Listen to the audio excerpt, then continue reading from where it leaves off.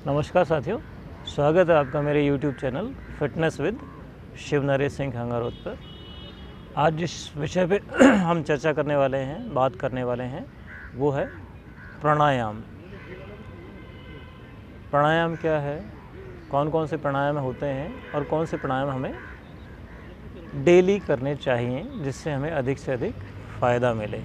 तो जैसा कि आप सभी जानते हैं, आजकल का जो समय चल रहा है, कोविड का समय, जब सभी लोग परेशान हैं और सभी लोग डरे हुए हैं अपनी सेहत को लेके। हर व्यक्ति ये सोचता है कि कहीं मैं कोविड से पीड़ित ना हो जाऊं।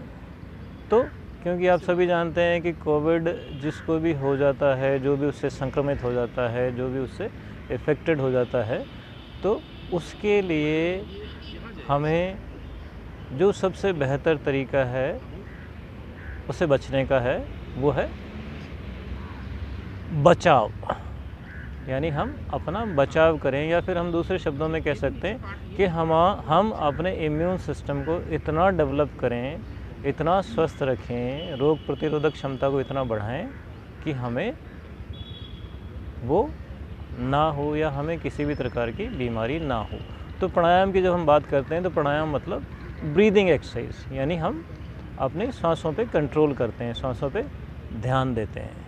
तो इसमें मुख्य प्राणायाम जो हमें रोज़ करने चाहिए, जो हर व्यक्ति को करने चाहिए, हर उम्र के व्यक्ति को करने चाहिए, चाहे वो बच्चा हो, चाहे जवान हो, चाहे बड़ा हो, वो 5 प्राणायाम की हम आज बात करेंगे।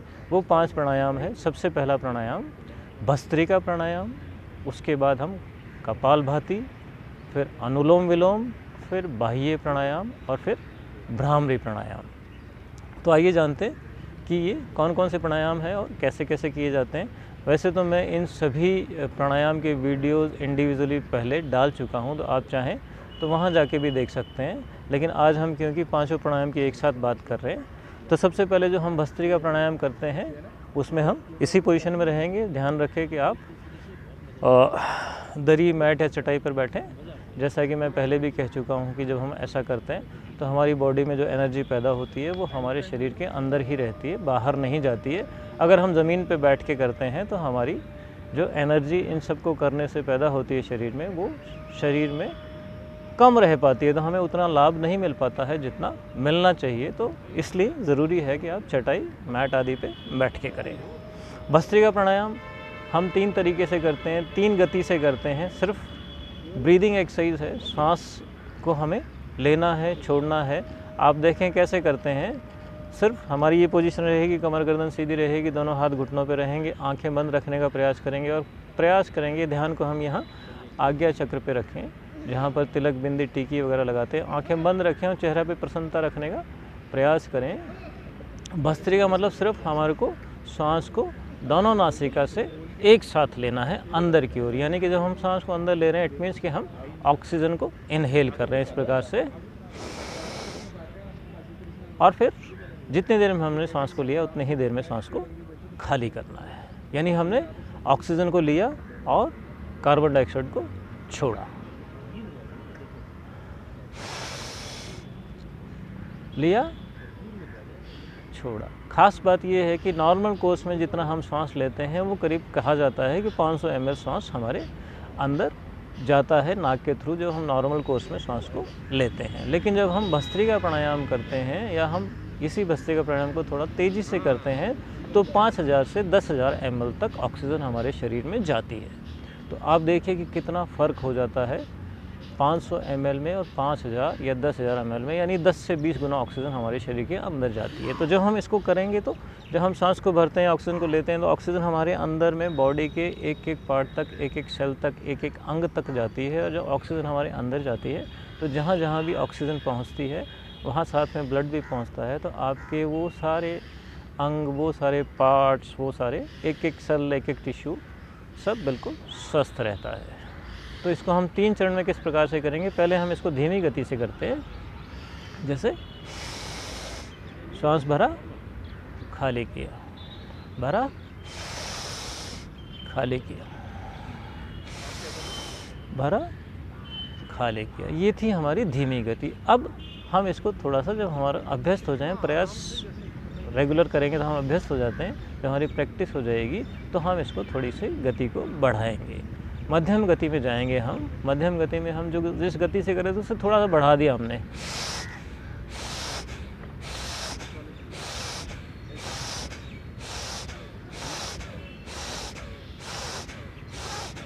ये रहेगी हमारी मध्यम गति। ऐसा हम 10, 20, 30, 40, 50 बार करें, और फिर जब हम मध्यम गति से करने के बाद में हम इसको तेज़ गति से, तीव्र गति से करेंगे। और करना चाहिए वो लोग, उन लोगों को तो ज़रूर करना चाहिए जो लोग यंग हैं, जो लोग जवान हैं, जो लोग युवा हैं, उनको तेज़ गति से भी करना चाहिए। क्या करना है? वही श्वास को दोनों नासिका से एक साथ भरना है और दोनों नासिका से एक साथ खाली करना है। गति को बढ़ा दिया जब हमने, तो फिर अब इस प्रकार से करेंगे।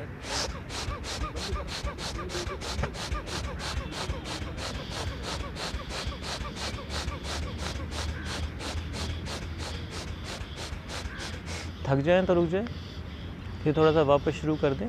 लेकिन क्योंकि भस्त्रिका प्राणायाम गर्म तासीर का प्राणायाम है, तो इसे हमें बहुत ज़्यादा भी नहीं करना चाहिए। हमें इसे करना चाहिए 3 से 4 मिनट से 5 मिनट तक, इससे ज़्यादा हम ना करें। और गर्मियों में तो बिल्कुल ना करें, क्योंकि जब हम इसको बहुत ज़्यादा कर लेंगे तो हमारे शरीर में गर्मी पैदा होती है। सर्दियों में आप थोड़ा सा बढ़ा सकते हैं। तो साथियों, ये था हमारा पहला प्राणायाम, जिसको हमने कहा भस्त्रिका प्राणायाम। ये आपके बिल्कुल लंग्स को मजबूत करेगा, आपके नाक, कान, गले से रिलेटेड जितनी भी बीमारियां हैं उनको ठीक करेगा, आपके इम्यून सिस्टम को डेवलप करेगा, आपको एलर्जी प्रॉब्लम, अस्थमा प्रॉब्लम से निजात देगा। दूसरा प्राणायाम, जिस प्राणायाम की हम बात करते हैं, वो है कपालभाति प्राणायाम, और इसको कपालभाति क्रिया भी कहा जाता है। स्थिति यही रहेगी, आप कमर गर्दन सीधी करके पद्मासन, सुखासन, सिद्धासन या वज्रासन में जैसे भी बैठ सकते हैं। आप दरी, चटाई आदि पे बैठ के भी कर सकते हैं, कुर्सी पे बैठ के कर सकते हैं, आप सोफे पे बैठ के कर सकते हैं, या बेड पे बैठ के भी कर सकते हैं। अगर आपसे नीचे नहीं बैठा जाता, घुटनों की समस्या है तो। बस कपालभाति प्राणायाम में हम क्या करते हैं, सिर्फ हम सांसों को नाक से बाहर छोड़ते हैं, यानी एक तरीके से हम अपनी बॉडी को डिटॉक्स करते हैं, बॉडी की हम सफाई करते हैं, हमारे शरीर के अंदर से हम सफाई करते हैं। जब हम इसको इस प्रकार से करना है,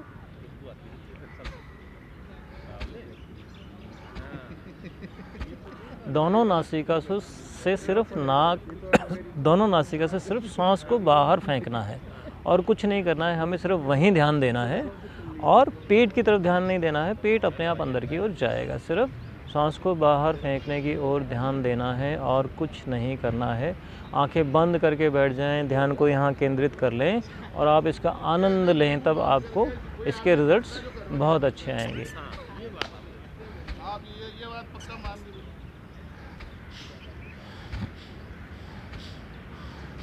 इस प्रकार से सिर्फ सांसों को आपको बाहर की ओर फेंकना है, यानी कि हम जितने हमारी बॉडी में टॉक्सिन्स हैं, जहरीले पदार्थ हैं, जहरीले तत्व हैं, जितने भी हमारे डस्ट पार्टिकल्स नाक के अंदर चले जाते हैं, वो सारे आपके बाहर निकालेंगे।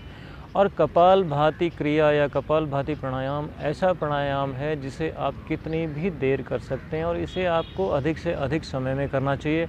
आप ऐसी जगह पे करें जहाँ पर आपको हरियाली आसपास में हो, ताकि आपको वहाँ पर माहौल अच्छा मिले। और रेगुलर करें, 5 मिनट मिनिमम करें। अगर आप ज़्यादा कर सकते हैं तो 10 मिनट, 15 मिनट, 20 मिनट तक कर सकते हैं। अब इसके जाने आप इसके लाभ क्या हैं, इसके फ़ायदे क्या हैं। कपालभाति प्राणायाम एक ऐसा प्राणायाम है जिस प्राणायाम को करने से आपके शरीर के अंदर जितनी भी बीमारियां हैं या होती हैं या हो सकती हैं, वो सारी बीमारियां, छोटी से लेके बड़ी से बड़ी बीमारी तक, हर बीमारी का इलाज है कपालभाति क्रिया या कपालभाति प्राणायाम। आपके बॉडी के हार्मोन्स को बैलेंस करता है। जिन लोगों का वेट बढ़ा हुआ है उसको कम करेगा, जिसका कम है उसको बढ़ाएगा, जिनके चर्बी है उसको घटाएगा। आपके जिन लोगों को प्रोस्टेट की प्रॉब्लम है या किडनी की प्रॉब्लम है या फैटी लीवर जिनका है, जिनके इंटेस्टाइन की प्रॉब्लम है, जिनको भूख नहीं लगती है, मतलब हर प्रकार की बीमारियां, जिनको अस्थमा की प्रॉब्लम है, जिनको हार्ट की प्रॉब्लम है, जिनको बीपी की प्रॉब्लम है, जिनको शुगर है, जिनको माइग्रेन की प्रॉब्लम है, जितनी भी प्रॉब्लम्स हैं, जिनको एलर्जी है, अस्थमा है, वो सारी बीमारियां, अगर फीमेल्स हैं चाहे मेल्स हैं, अगर आपको स्पर्म काउंट कम है तो उसको बढ़ाएगा, आपके हार्मोन्स को बैलेंस करेगा। ये ऐसा प्राणायाम है जो अपने आप में सब कुछ ठीक करता है। लेकिन आप इस बात का विश्वास रखें, इस बात में आस्था रखें, इस बात को मानें और इस बात को मन के साथ में करेंगे तो आपको उस चीज़ के रिज़ल्ट देखने को मिलेंगे। और निरंतरता ज़रूरी है, किसी भी काम को करने के लिए कंसिस्टेंसी ज़रूरी है। जब तक रेगुलर आप उस काम को नहीं करेंगे तो आपके पास रिज़ल्ट नहीं आएंगे। और हमारा पैसा नहीं लग रहा, हमारा समय नहीं लग रहा, कहीं हमारे को बाहर नहीं जाना पड़ रहा, इतना शानदार प्राणायाम, इतनी शानदार क्रिया आपकी बॉडी का, आपके जोड़ों का दर्द है, कंधे का दर्द है, कमर का दर्द है, सब चीज़ों को ठीक करता है। आपके माइंड को, आपके ब्रेन को, आपकी याददाश्त को बढ़ाता है, आपके नर्वस सिस्टम को सही करता है। हर चीज़ के लिए बढ़िया बेहतरीन प्राणायाम है हमारा कपालभाति प्राणायाम। और कुछ नहीं करें तो आप कम से कम ये 2-3 प्राणायाम ज़रूर करें। तो साथियों, ये था हमारा कपालभाति प्राणायाम। अगला प्राणायाम जो हम कर सकते हैं वो है हमारा अनुलोम विलोम प्राणायाम। अनुलोम विलोम में भी हम इसी तरीके से सीधे बैठते हैं और कमर गर्दन सीधी रखते हैं, आँखों को कोशिश करें बंद करके रखें, ध्यान को यहीं रखें और हम बाईं नाक से शुरू करते हैं। दाएं नाक को दाएं हाथ के अंगूठे से बंद कर लेते हैं इस प्रकार से और बाईं नाक से सांस को भरते हैं और दाएं से खाली करते हैं, फिर दाएं से भरते हैं और बाएं से खाली करते हैं। जैसे हमने ये सांस को भरा और यहाँ से बीच की 2 उंगलियों से इसको बंद कर दिया नाक को और दूसरी नासिका से खाली कर दिया, फिर दाईं से भरा और इसको बाईं से खाली कर दिया, फिर बाईं से भरा और दाईं से खाली कर दिया। एक बार भरते हैं, खाली करते हैं, फिर यहाँ से भरते हैं और यहाँ से खाली करते हैं, तो एक चरण कहलाता है। तो हमें क्या करना है, जितनी देर में सांस को हम भरते हैं नासिका द्वारा, उतनी ही देर में हमारे को सांस को दूसरी नाक से खाली करना। इस बात का ध्यान रखें। ये प्राणायाम आपके नर्वस सिस्टम को बिल्कुल अच्छा करेगा, आपको एलर्जी प्रॉब्लम से आराम देगा, आपको अस्थमा की प्रॉब्लम है तो उसको ठीक करेगा और आपके ब्लड प्रेशर को ठीक करेगा, आपके पूरे ब्रीदिंग सिस्टम को, रेस्पिरेटरी सिस्टम को आपके बिल्कुल ठीक करेगा। ये 3 प्राणायाम तो बहुत ही इम्पोर्टेंट प्राणायाम है जो हमें रोज़ करने चाहिए अगर हमें बीमारियों से बचे रहना है और अपने आप को स्वस्थ रखना है। तो चौथा प्राणायाम जो हम कर सकते हैं वो है बाह्य प्राणायाम या बाह्य कुंभक हम उसको बोलते हैं, या कुछ लोग उसको त्रिबंध भी बोल देते हैं। उसमें हम क्या करते हैं, सांस को भरते हैं, इनहेल करते हैं दोनों नाक से एक साथ इस प्रकार से, दोनों नाक से भरा, फिर पूरे सांस को नाक से ही खाली कर देते हैं, मुंह से भी खाली कर सकते हैं। जब पूरा सांस बाहर खाली हो जाता है उसके बाद हम पेट को अंदर की ओर खींचते हैं, दोनों हाथ यहाँ घुटनों पे रखेंगे, पेट को अंदर की ओर खींच के और अंदर की ओर जितनी देर रोक सकते हैं, जब तक बाहर सांस आपने छोड़ी हुई है, सांस आप नहीं ले रहे हैं, तब तक पेट को अंदर की ओर रोक के रखें और ठोड़ी को यहाँ लगा दें। पेट अंदर है और गुदाद्वार जो है आपको उसको आप ऊपर की ओर खींच लें। तो जो गुदाद्वार को जब हम ऊपर की ओर खींच के स्क्वीज़ कर देते हैं तो उसको हम मूल बंद कहते हैं। जब हम पेट को अंदर की ओर खींच के रोक लेते हैं तो उसे हम उद्यान बंद करते हैं, यानी इसको हमने एक तरीके से लॉक लगा दिया। और जब हम ठोड़ी को यहाँ पर लगा देते हैं और बंद कर देते हैं तो इसको हम जालंधर बंद कहते हैं, यानी चिन लॉक हो गया, ये आपका एब्डोमेन लॉक हो गया। और उधर से आपने गुदामूल को ऊपर की ओर खींचा तो वो भी आपका एक प्रकार का लॉक हो गया। तो 3 लॉक मिलके त्रिबंध कहलाते हैं। तो जब हम उसको बाहर छोड़ के सांस को अंदर की ओर रोक देते हैं तो हमारा यहाँ ब्लड का सर्कुलेशन पूरा पेट में अच्छे से होता है। तो आपके यहाँ जितने भी ऑर्गन्स हैं, चाहे लीवर है, किडनी है, पेनक्रियाज है, इंटेस्टाइन है, डायाफ्राम है, जो भी है वो सब आपके स्वस्थ होते हैं, हेल्दी होते हैं, आप बीमारियों से बचे रहते हैं। ऐसा आप 1 बार, 2 बार, 3 बार, 4 बार जितनी बार कर सकते हैं करें। सांस भरा, पूरे सांस को खाली कर दिया, पेट को अंदर की ओर खींच लिया और रोक लिया। तीनों बंद एक साथ लगा दिए, ठोड़ी कंठकूप में लगा दी, पेट अंदर की ओर खींच लिया, गुदामूल को ऊपर की ओर खींच लिया, यानी स्क्वीज़ कर दिया और इस प्रकार से बैठ गए। तो ये था हमारा बाह्य प्राणायाम, बाह्य कुंभक, या हम उसको त्रिबंध भी बोल देते हैं। उसके अलावा जो हम चौथा प्राणायाम कर सकते हैं, 5वां प्राणायाम कर सकते हैं, हमारा पहला भस्त्रिका, दूसरा कपालभाति, तीसरा अनुलोम विलोम, चौथा बाह्य कुंभक या बाह्य प्राणायाम, और 5वां प्राणायाम जो हम कर सकते हैं वो है हमारा, जो हमें करना ही चाहिए, वो है हमारा भ्रामरी प्राणायाम। भ्रामरी यानी भौमरे की गुंजन से बना है इस प्राणायाम का नाम। इसमें भी हम कमर गर्दन सीधी रखेंगे, वही हम पद्मासन, सुखासन, सिद्धासन में बैठेंगे। दोनों अंगूठों से, दोनों हाथों के अंगूठे से हम कान को बंद कर लेंगे और पहली उंगली हम ललाट पे रख लेंगे दोनों हाथों के। तो इन उंगलियों से हल्का सा हम आँखों को बंद कर देंगे, ज़्यादा दबाव नहीं डालेंगे, सिर्फ ऐसे बंद करेंगे। वो इसलिए ताकि हम हमारे को बाहर की आवाज़ें नहीं आए, हमको बाहर दिखे नहीं, तो हम डिस्ट्रैक्ट ना हो, हम डिस्टर्ब ना हो, हमारा ध्यान इधर उधर भटके ना। और फिर हमें इसमें क्या करना है, सिर्फ हमें भंवरे की गुंजन, जैसे भंवरा गुंजन करता है, बी साउंड जो होती है, सिर्फ हमें वो करनी है। या फिर आप इसको इस प्रकार से समझ सकते हैं कि जब हम ओम बोलते हैं तो ओम का जो आखिरी शब्द है ए, ऊ और मैं, तो जो मैं साउंड है सिर्फ वो हमें निकालनी है। इस प्रकार से बंद किया, आंखें बंद, पहली उंगली ललाट पे दोनों हाथों की, 3 उंगलियां आंखों पे, हल्के से आंखें बंद। जिह्वा को आप ऊपर की ओर तालू में लगा लें, मुंह को बंद रखें, आगे वाले दांत आगे, पीछे वाले दांत पीछे की ओर, नीचे वाले दांत पीछे की ओर। और इसमें भी हम क्या करेंगे, पहले जो साउंड हम म का साउंड करेंगे या बी साउंड करेंगे, पहले उसकी वॉइस थोड़ी लो रहेगी, फिर हम वॉइस को बढ़ाएंगे और फिर हम वापस वॉइस को लो करेंगे। इस प्रकार से देखें, आप समझें। ये पोजीशन ले ली हमने, कमर गर्दन सीधी है, आंखें बंद, कान बंद, और श्वास भरा जिह्वा तालू में,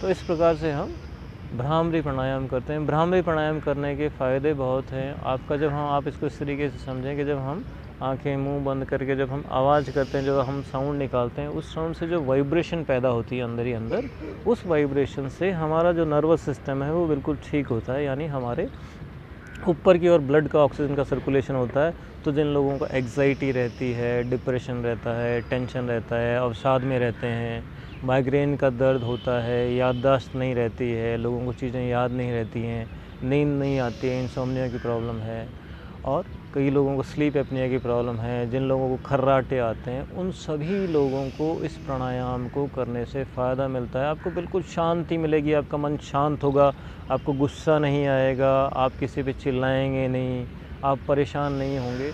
तो ये अपने आप में शांति प्रदान करने वाला प्राणायाम है भ्रामरी प्राणायाम। इसको आप 5 बार, 10 बार, 20 बार, 50 बार कभी भी कहीं भी कर सकते हैं। और इसमें ऐसा भी नहीं है कि आपको खाली पेट करना है, आप जब चाहें इसको कर सकते हैं। कोशिश करें खाना खाने के 10-20 मिनट बाद करें, और कहीं भी बैठकर कर सकते हैं, चाहे आप नीचे बैठें लेकिन चटाई मैट पे बैठें, या फिर कुर्सी पे, टेबल पे, बेड पे, कहीं भी बैठ के कर सकते हैं। प्रयास करें खुले में करें तो लाभ ज़्यादा मिलता है। तो साथियों, ये था हमारा आज का प्राणायाम से संबंधित वीडियो, जिसमें हमने आपको ये बताया कि वो कौन से प्राणायाम है 5 जो हमें रोज़ करना चाहिए। ख़ास तौर पे इस बात का ध्यान रखें कि जब हम लोग इतने परेशान हैं, पूरा देश परेशान है, पूरा विश्व परेशान है, जो हमारे कोविड की महामारी की वजह से, जिससे लोग सब टेंशन में हैं, डिप्रेशन में हैं, डरे हुए हैं, उस ऐसे समय में हमें इन प्राणायाम को करना बहुत ही ज़रूरी है। डरने से कुछ नहीं होगा, कुछ करने से कुछ होगा। तो आप करें, अपने आप को समय दें, अपने शरीर को समय दें, अपने को स्वस्थ रखें, अपने को खुश रखें, अपना ध्यान रखें। अगर आप स्वस्थ हैं, आप निरोगे हैं, तो आप सब कुछ कर सकते हैं। करें योग और रहें निरोग। आप स्वस्थ रहेंगे, आपका परिवार स्वस्थ रहेगा, आपकी सोसाइटी खुश रहेगी, स्वस्थ रहेगी, आपका देश प्रगति करेगा, विश्व प्रगति करेगा। तो योग को, प्राणायाम को, एक्सरसाइज को अपने दैनिक जीवन का हिस्सा बनाएं। रोज़ अपने आप को समय दें। आप देखें, अभी जैसे 10 से 15 मिनट का वीडियो बनाया, तो आप बिल्कुल सीधे बैठें। आपकी बॉडी के पोस्चर को सही करता है, आपके माइंड को कंट्रोल करता है, आपको अंदर से हेल्दी। प्राणायाम का मतलब हम अपने आप को अंदर से, जब हम बाहर से, जब हमको अगर शोल्डर्स की एक्सरसाइज करनी है, शोल्डर्स को हेल्दी करना है, चेस्ट को हेल्दी करना है, थाइस को हेल्दी करना है, बाइसेप्स को हेल्दी करना है, तो उसके लिए हम फिज़िकल एक्सरसाइज करते हैं, दौड़ते हैं, पुशअप्स लगाते हैं, चिनअप्स लगाते हैं, वेट उठाते हैं। लेकिन प्राणायाम का मतलब जो एक्सरसाइज हम अंदर से, हमारे जितने भी शरीर के ऑर्गन्स हैं, उनको अगर हमें स्वस्थ रखना है, उन पे हमें काम करना है, तो हम क्या करेंगे? तो एक तरीके से जो हम प्राणायाम करते हैं, ब्रीदिंग एक्सरसाइज करते हैं, तो हम अपने आप को अंदर से स्वस्थ कर रहे हैं, अपने आप को मजबूत कर रहे हैं, अपने आप को इम्प्रूव कर रहे हैं, ताकि हमारी अंदर की मशीनरी बिल्कुल अच्छे से काम करे, हम स्वस्थ रहें, हम खुश रहें, हमारी प्रोडक्टिविटी बढ़ेगी। तो साथियों, यही था आज के वीडियो में। उम्मीद करता हूँ कि आपको वीडियो ज़रूर पसंद आएगा। अगर आपको वीडियो पसंद आए तो आप इसे और लोगों को शेयर भी करें और इसको आप देखें, इसको आप करें, आपके जीवन में अपनाएं। आप खुश रहें, स्वस्थ रहें, हेल्दी रहें और योग को रोज़ करते रहें। Stay healthy, stay fit and stay happy. इन्हीं शुभकामनाओं के साथ मैं मेरे channel, YouTube channel fitness with Shiv Naresh Singh Hangarot में से आपसे विदा चाहता हूँ और आप खुश स्वस्थ रहें, निरोगी रहें। इन्हीं शुभकामनाओं के साथ धन्यवाद।